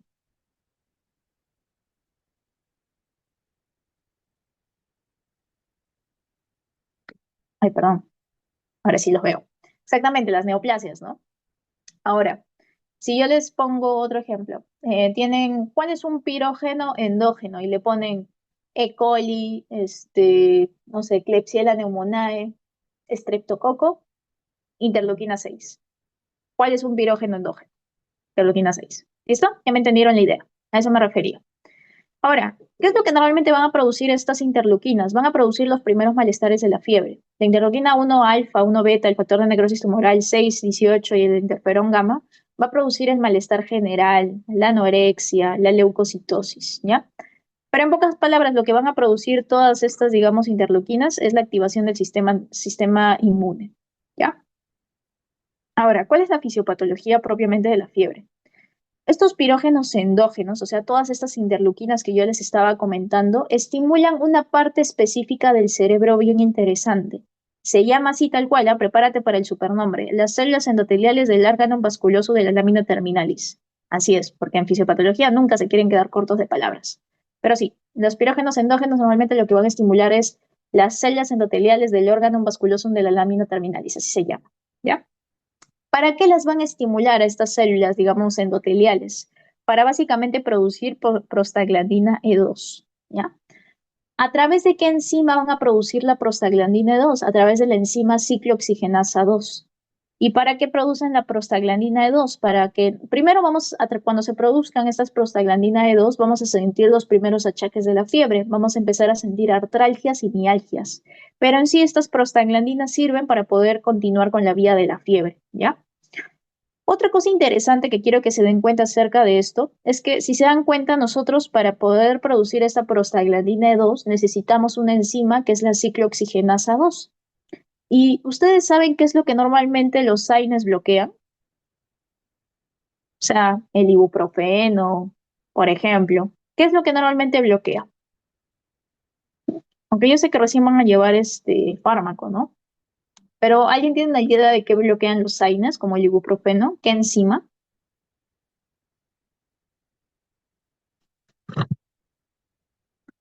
Los AINES, chicos, normalmente lo que inhiben, o sea, por ejemplo, el ibuprofeno, inhiben la enzima COX-2. O sea, inhiben esto, la ciclooxigenasa 2. Entonces, cuando uno toma normalmente un ibuprofeno, se bloquea esto. Por eso, la fiebre o bien desaparece o se evita. O sea, literalmente cortan la fiebre de raíz, si se dan cuenta. Por eso es importante saber fisiopatología, para que entiendas para qué te sirve el fármaco. ¿Te das cuenta? Bueno, continuemos en sí con la fisiopatología de la fiebre. Nos habíamos quedado en que se producía prostaglandina E2 porque se estimulaban las células endoteliales del órgano musculoso de la lámina terminalis a través de la enzima ciclooxigenasa 2. Se producía la prostaglandina E2. Esta prostaglandina E2 va a activar las células gliales hipotalámicas, va a activar básicamente unas células a nivel del hipotálamo y va a producir AMPC cíclico, ¿ya? Este AMPC cíclico se va a ir a una parte importante del hipotálamo, que son las neuronas preópticas hipotalámicas. ¿Qué son estas neuronas preópticas hipotalámicas? Tienen que ver mucho con la fisiopatología de la fiebre. ¿Por qué? ¿Qué es lo que hace, Ailén? Chécate acá lo que dice. Por un lado, hace que las neuronas sensibles al calor, ojo, las neuronas sensibles al calor se inhiban y que las neuronas sensibles al frío se exciten. ¿Cuál crees que va a ser el resultado si a tus neuronas que son sensibles del calor las inhibes, o sea, no perciben el calor, y a las neuronas que son sensibles al frío se excitan? Va a aumentar la temperatura, ¿no? ¿No te das cuenta que normalmente, por simple lógica, si tú inhibes a las neuronas sensibles al calor y excitas a las neuronas sensibles al frío, se va a producir la fiebre, vas a aumentar la temperatura corporal del cuerpo? Nosotros a nivel del cuerpo, yo te dije que tenías básicamente un sistema de referencia, ¿no? Que iba de 36.5 a 37.5, pero tu cuerpo, por esta excitación y esta inhibición que se produce, va a decir, oye, tengo que subir mi punto de referencia termostático. Entonces, lo que normalmente, por ejemplo, en el hipotálamo estabas entre, no sé, 36.5 a 37.5 grados centígrados, el hipotálamo te va a decir, no, es insuficiente, yo quiero más, yo quiero llegar a mis 39 grados centígrados, a mis 38 grados centígrados, a mis 40 grados centígrados, a mis 41 grados centígrados, lo que tú quieras, el punto de referencia que quiere el hipotálamo, ¿ya? Entonces, eso es básicamente lo que se produce, ¿ya? No es muy compleja la fisiopatología de la fiebre, como puedes darte cuenta, es bien sencilla, la verdad es cortita, ¿ya? Pero eso, vamos a repasar nada más para ver si me han podido entender. Entonces, teníamos los pirógenos exógenos, que son todos los que veíamos en pantalla, activaban nuestro sistema inmunológico, se producía el linfocito T, monocito, macrófago, neutrófilo, fibroblastos y células endoteliales. ¿Para qué se producían estas células? Para producir los famosos pirógenos endógenos, la interleuquina 1 alfa, interleuquina 1 beta, el factor de necrosis tumoral, el 6 y el 18, que activaban nuestro sistema inmunológico. Estos pirógenos endógenos, todas estas interleuquinas, estimulaban una zona en específico, que son las células endoteliales del órgano vasculoso de la lámina terminalis. ¿Para qué estimulaban estas células? Para que a través de la enzima ciclooxigenasa 2 se produzca prostaglandina E2. Una vez se produce prostaglandina E2, sentimos artralgias y mialgias. Esta prostaglandina E2 es importante porque va a activar a las células gliales hipotalámicas, produciendo AMPC cíclico y dirigiéndose directamente este AMPC cíclico a las neuronas preópticas hipotalámicas, haciendo que las neuronas sensibles al frío se inhiban y las neuronas sensibles al calor se inhiban y las neuronas sensibles al frío se exciten, aumentando nuestro punto de referencia termostático, que normalmente varía entre 36.5 a 37.5, y mi hipotálamo diciendo, ¿sabes qué? No, yo lo voy a aumentar muchísimo más, yo me quiero ir a 39, 38 grados centígrados, 40 grados centígrados y 41 grados centígrados. ¿Cuál es el resultado? ¿Cómo se llama fisiopatológicamente este efecto? Se llama fiebre. ¿Listo? Se llama fiebre. No hay nada más que decir ahí. Ahora, más allá de lo que obviamente ocurre principalmente en tu cerebro, hay otros mecanismos que nosotros normalmente vamos a tener para aumentar la temperatura, ¿ya? ¿Qué es lo que normalmente se produce en el cuerpo? Cuando uno normalmente tiene fiebre, te invito a que te observes la próxima vez que tengas fiebre porque no podemos nunca escapar de eso. Vas a darte cuenta que existen tres mecanismos: la conservación del calor, el aumento de la producción del calor y las conductas instintivas. Normalmente cuando uno tiene fiebre, yo sé que tú no te das cuenta, pero dejas de transpirar. Y no sé si se han dado cuenta que nosotros cuando, por ejemplo, hacemos muchísimo ejercicio, si tú ahora mismo te lanzas una maratón 5K, te vas a dar cuenta que tú transpiras un montón. ¿Para qué sirve la transpiración? Para botar el calor. Si tú no transpiras, no botas el calor de tu cuerpo. No tienes la capacidad de hacer homeostasis en tu cuerpo. Entonces, una forma de conservar calor para perpetuar la fiebre es hacer que no transpires, pues no quiere el cuerpo. Otra forma es la vasoconstricción. ¿No se han dado cuenta que la gente que corre esas maratones, normalmente cuando termina esa maratón está rojita? Toda la cara está roja. Esa cara roja que ustedes normalmente ven se llama vasodilatación. Se le vasodilatan básicamente los vasos de la cara, por eso está rojito. Pero ¿qué es lo que pasa en la fiebre? Para conservar ese calor, o sea, para no hacer, digamos, para no botar ese calor, te vasoconstriñe, ¿ya? Y es por eso que básicamente es una forma básicamente de conservación de calor. Otro es las conductas instintivas. Nosotros instintivamente en nuestro cerebro, como queremos cambiar nuestro punto de referencia termostático y aumentarlo, vamos a tener una tendencia a abrigarnos. ¿No te das cuenta que cuando tienes fiebre te vas a poner 1000 mantas encima o tienes digamos, una sensación imperiosa de buscar ambientes cálidos? Eso es una conducta instintiva que nosotros tenemos para subir nuestro punto de referencia. Y el aumento de la producción del calor, los famosos escalofríos. ¿No te das cuenta que tu propio cuerpo empieza a hacer tú empiezas a básicamente a tener escalofríos, ya, ese es el aumento de la actividad muscular. O sea, tu cuerpo va a empezar a producirte escalofríos para aumentar la producción de calor. O sea, simula como si básicamente estuvieras corriendo, como si estuvieras haciendo una actividad física que produzca calor. ¿Cómo lo hace? Aumenta la actividad muscular. Te hace que tengas escalofríos. ¿Por qué no? Otra cosa que también se produce es el aumento de la termogénesis hepática. El hígado va a empezar a aumentar su metabolismo para aumentar el calor. ¿Ya? Entonces, existen tres mecanismos para aumentar la temperatura, que es la conservación del calor, el aumento de la producción del calor y las conductas instintivas, ¿no? También existen las fases de la fiebre, que son justamente todas las que ustedes estén viendo aquí en pantalla.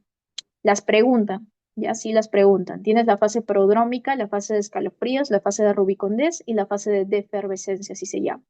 La prodrómica es básicamente los primeros síntomas inespecíficos de la fiebre. O sea, el paciente de la nada empieza a tener fatiga, que si tiene malestar, que si tiene un poquito de dolor de cabeza. Esto se traduce fisiopatológicamente cuando básicamente se empiezan a producir las interleuquinas y la liberación de los pirógenos. La fase de los escalofríos es cuando hay una elevación brusca ya de la temperatura. El paciente empieza a tener temblores, empieza a tener escalofríos, empieza a tener la vasoconstricción periférica para empezar a generar calor.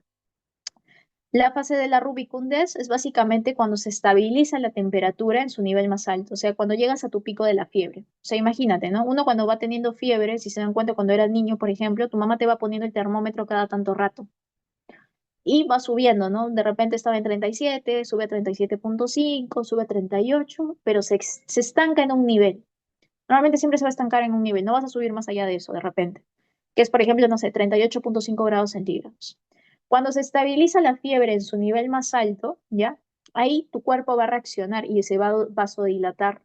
Cuando tus vasos de la cara se vasodilatan, tú te vas a poner rojito. Es por eso que se le llama la fase de la rubicundez, porque los pacientes se manifiestan clínicamente a través de que están rojitos por la fiebre. Pero es cuando ya se está estabilizando la temperatura, ¿ya? Cuando ya estás vasodilatándote para disipar el calor. Y la fase de la defervescencia es ya el inicio de la resolución de la fiebre, o sea, cuando la temperatura empieza gradualmente a bajar, ya solito baja. Normalmente solito baja la temperatura corporal hacia su nivel normal, 36,5 a 37,5. Y empieza a iniciar lo que viene a ser la transpiración. Te vas a dar cuenta tú solito que empiezas a sudar muchísimo, ¿ya? Estás sudando para poder botar todo el calor que has acumulado dentro del cuerpo, ¿ya? Eso es básicamente lo más importante. Y eso, ¿no? Otro término importante que a veces lo preguntan es el techo térmico. ¿Qué es el techo térmico? Esto lo vas a encontrar en tu libro El POR, ¿ya? En el libro de fisiopatología. El techo térmico previene la elevación de la temperatura corporal central por encima de los 41 o 42 grados centígrados. O sea, tu propio cuerpo no te va a permitir que te vuelvas un carbón, o sea, no te va a permitir que se te frías solito, ¿ya? Nosotros tenemos normalmente un techo térmico que varía entre 41 y 42 grados centígrados. Eso significa, no puedes pasar esa temperatura, es imposible que alguien tenga, no sé, 46 grados centígrados de fiebre, eso no existe, ¿ya? Nosotros a nivel corporal tenemos un techito, ese techito es de 41 o 42 grados centígrados, ¿ya? Estos son básicamente la medición de la temperatura corporal. Esto se hizo bastante, eh, se puso de moda, ¿no? Se puso bastante de moda cuando teníamos justamente el COVID, ¿no? Era básicamente las distintas formas para medir la temperatura, que si la frente, que si el oído, que si la boca, que si el recto, o la axila.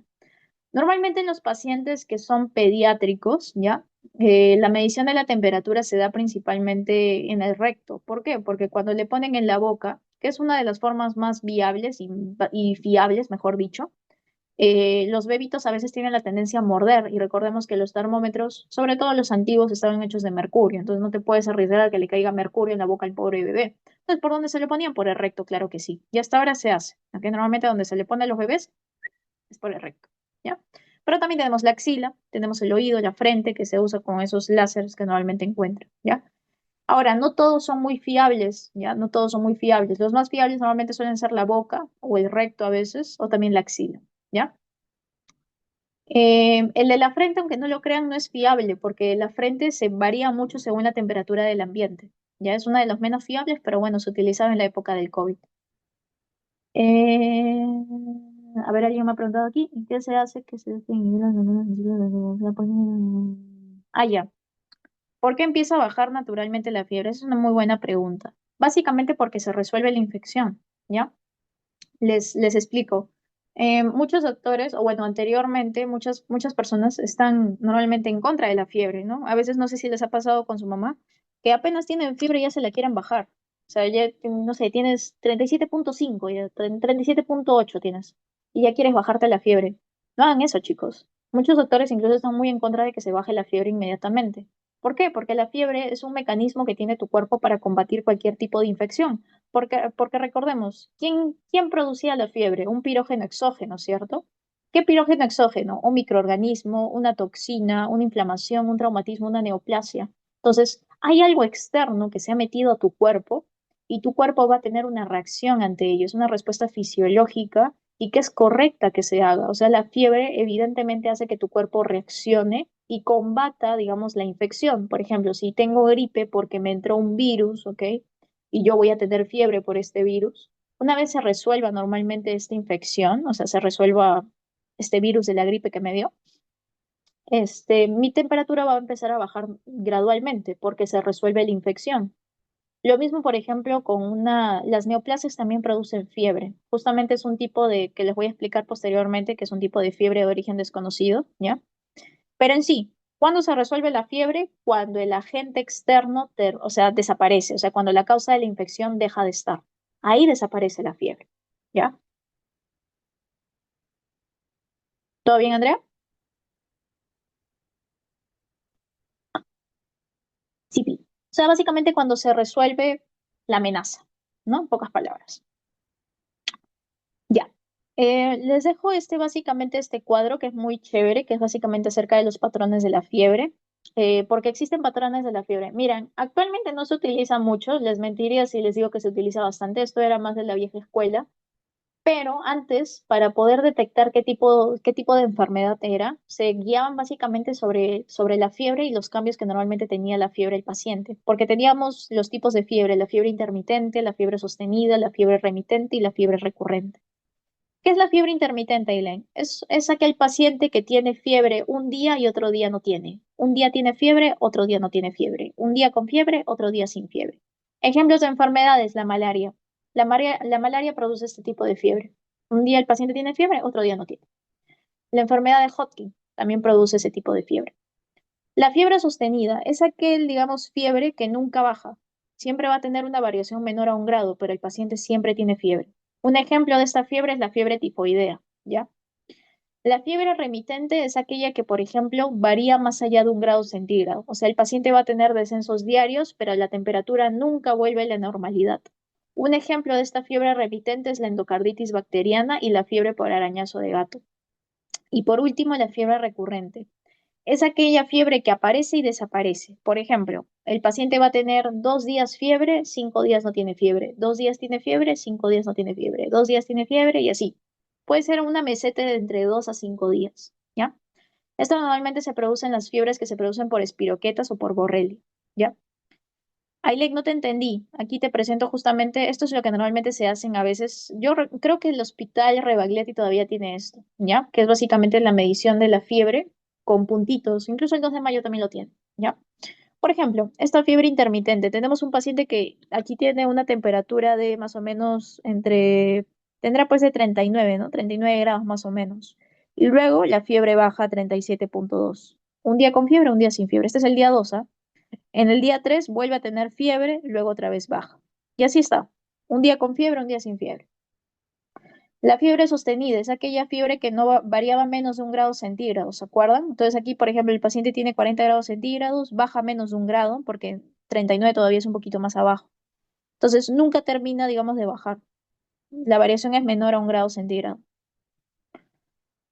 La fiebre remitente y también la fiebre recurrente, ¿no? La fiebre remitente era la variación más allá de 1 grado centígrado. Aquí el paciente tiene 39 grados centígrados y aquí 38. Aquí tiene casi 39, casi 40 y aquí tiene 38 grados. Se dan cuenta que la variación es más allá de 1 grado centígrado. Y por último, la fiebre recurrente. En el día 1, mi paciente presentó casi 40 grados centígrados y luego estuvo como 3, 4 días sin fiebre y lo volvió a presentar. Se dan cuenta que la fiebre recurrente normalmente se caracteriza por mesetas, ¿ya? Que pueden caracterizarse por ser mesetas febriles acompañadas de mesetas afebriles. Normalmente esta meseta varía de 2 a 5 días. ¿Ya? Esto sí se hace, a veces en algunos hospitales he visto que hacen un seguimiento de la fiebre, porque la vieja escuela pues considera que si detectamos cómo está haciendo la fiebre, podríamos decir qué tipo de enfermedad es, ¿ya? Pero es muy variable. Ahora tenemos mejores pruebas, el PCR, que si le ves la sangre o que si le ves cualquier tipo de prueba, y también te guías más por la clínica, ¿no? Pero bueno, es una forma también de poder llegar a tu diagnóstico. Y con esta me despido, chicos. Ha sido una clase casi de 1 hora y media, me parece, que hemos tenido. 8, 9, sí, 1 hora y media más o menos. Con esta me despido. Y es muy importante esta última parte de la clase, se los hago como recomendación, porque, ¿cómo decirlo? Yo personalmente tengo un tema con la fiebre de origen desconocido, porque justamente yo tuve un familiar que tuvo fiebre de origen desconocido y que falleció por esa razón. ¿Qué es la fiebre de origen desconocido? Es aquella fiebre a la cual no le encuentran razón de ser. O sea, el paciente lleva 3 meses, 4 meses, 5 meses, 6 meses con fiebre y nadie sabe por qué demonios tiene fiebre. O sea, cuál es la maldita razón detrás de esa fiebre. Y normalmente, aquí justamente esto lo saqué de un artículo de las causas más frecuentes de fiebre de origen desconocido. Las más clásicas de las causas frecuentes son la malignidad, las infecciones, las enfermedades inflamatorias no infecciosas, y en general son enfermedades no diagnosticadas, ¿no? Normalmente esta fiebre de origen desconocido se ve principalmente en pacientes con VIH, ojo, ¿ah? Por ejemplo, un paciente que tiene un síndrome retroviral agudo, un linfoma, alguna infección, se asocia normalmente estas fiebres de origen desconocido a pacientes con VIH. Tienen algo que les ha afectado, no se sabe qué es. También tenemos las causas neutropénicas. Hay infecciones bien raras. Yo sé que ustedes se han llevado microbiología y parasitología, pero a veces para que nosotros queramos llegar a cierto tipo de diagnósticos es muy difícil. Existen muchas bacterias, existen muchos virus, existen muchos hongos. A veces es muy difícil detectar exactamente cuál es el maldito desgraciado que está produciendo la infección. Y a veces los pacientes mueren sin tener un diagnóstico. Literalmente se mueren de fiebre, ¿ya? Porque nadie sabía de dónde venía la fiebre. También existe la fiebre por fármacos. Hay gente que no le viene bien algunos fármacos y que sus reacciones adversas son los fármacos. O sea, puede ser que tu paciente está haciendo unas 2 meses fiebre y nadie sabe por qué y era un fármaco que le estaba produciendo la fiebre, ¿ya? Pero en general también son las causas de malignidad, como están viendo aquí en pantalla, ¿ya? Por ejemplo, los tumores ocultos, ¿ya? Los tumores ocultos principalmente en el cerebro suelen producir fiebre, fiebre que no para, ¿ya? Un tumor oculto en alguna parte del cerebro que nadie sabe dónde está, no se detectó correctamente en la tomografía o lo que sea, puede estar produciendo fiebre, ¿ya? Entonces, ¿por qué les comento de esto? Básicamente para que hagan un poquito de reflexión. Considero que la fiebre de origen desconocido es una patología bien difícil de tratar porque creo que es un gran reto diagnóstico para el médico, en este caso el médico internista o el infectólogo, a quien le toque, o el oncólogo también, de saber detectar de dónde viene la fiebre. Tu paciente tiene fiebre 3 meses, 4 meses, 5 meses. Sí, no te preocupes, voy a compartir las PPTs. No sabes, básicamente lo que tiene. Es tu responsabilidad como médico saber qué tiene, ¿ok? Eso, chicos, eso sería básicamente por la clase del día de hoy. Vamos a hacer un par de preguntas a ver si me comprendieron. En la fiebre sostenida, la variación de la temperatura es mayor a 1 grado, menor a 1 grado, ninguna de las anteriores y no hay variación de la temperatura. ¿Qué opinan ustedes? Exactamente, ¿no? Muy bien, Fabricio, Judith, Gabriela, por ahí, ¿no? La B, menor a 1 grado. ¿Cuáles son las fases de la fiebre, chicos? Abajo en la primera. ¿Cómo se llamaba? Fases de la fiebre, la prodrómica. Ya, de ahí tu paciente que hacía, empezaba a tener escalofríos, ¿no? ¿Cómo se llamaba esa fase? ¿Cómo se llamaba la segunda fase de la fiebre? La de escalofríos, ¿no? Exactamente, escalofríos. La tercera fase, ¿cómo se llamaba? Por ahí Gabriela creo que me dijo todos, ¿no? La rubicundez. ¿Y cómo se llama la última? Me encanta esa palabra, defervescencia. Defervescencia. Fervescencia. Ya. En el dolor de tipo somático, las fibras que predominan son,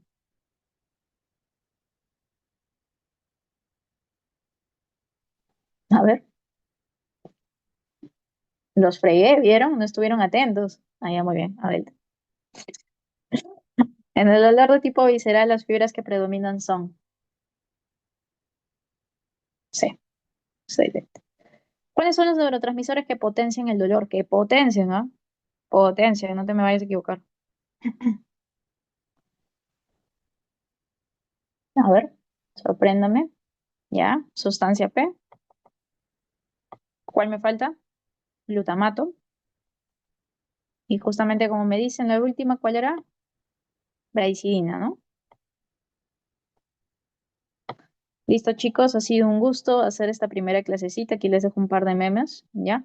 Lo más chévere de la fiebre es que básicamente es tu sistema inmunológico como si fuera un terrorista, ¿no? ¿Nos morimos todos o se muere el agente que ingresó? Eso sería todo por el día de hoy. Espero les haya gustado. Y nada, chicos, los quiero mucho. Ya nos veremos. Me volverán a ver, creo, en... Ay, no, me van a ver como 2 días seguidos, ¿ya? Pero me estarán viendo, ¿ya? Hasta luego, chicos. Adiósito, adiósito. Ah, y ahora paso a las PPTs.